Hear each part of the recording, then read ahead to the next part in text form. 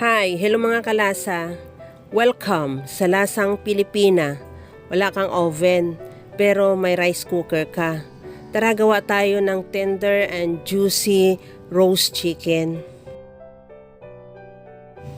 Gagawa muna tayo ng marinade. Maglagay ng toyo sa bowl, suka, asukal, paminta, at maglagay din ako ng 10 pirasong kalamansi.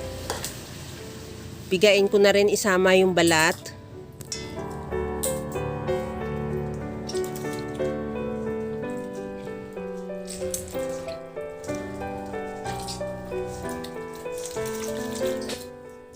Ilagay ko na rin yung bawang, luya, sibuyas.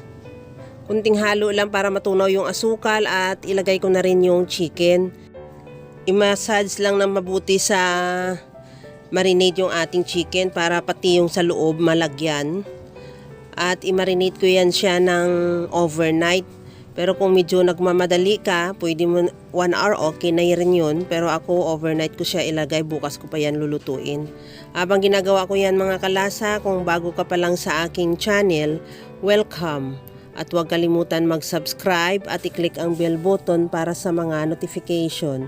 At kung dati ka pa, welcome back at i-follow mo na rin ako sa aking Facebook page Lasang Pilipina.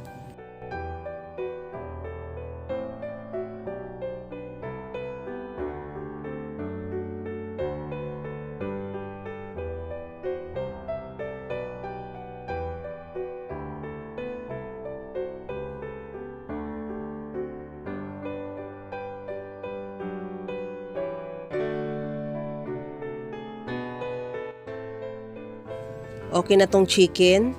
Ilagay ko lang siya sa plastic ang paglagyan ko, hindi sa container para buong katawan niya magkaroon ng pambabad. At siguraduhin mo lang din na matali mo siya ng mabuti o wala siyang hangin sa loob para hindi siya magkaroon ng space na ang marinade natin ay sa isang side lang pupunta. At naglagay din ako ng tanglad sa loob ng chicken.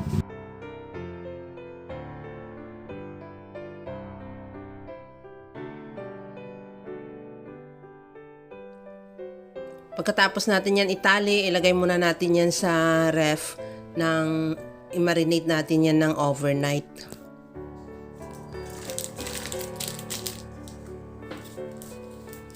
After overnight, ito na yung ating chicken.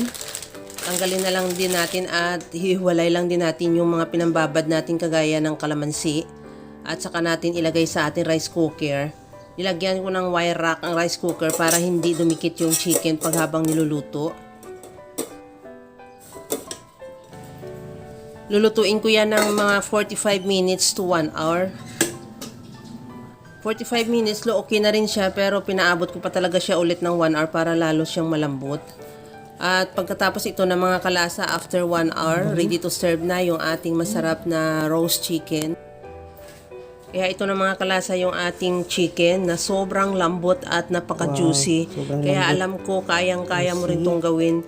Kagaya lang lagi sa sinasabi ko na wala namang hindi marunong magluto basta sa simpleng paraan lang. Hanggang sa muli mga kalasa, thank you for watching. Bye-bye!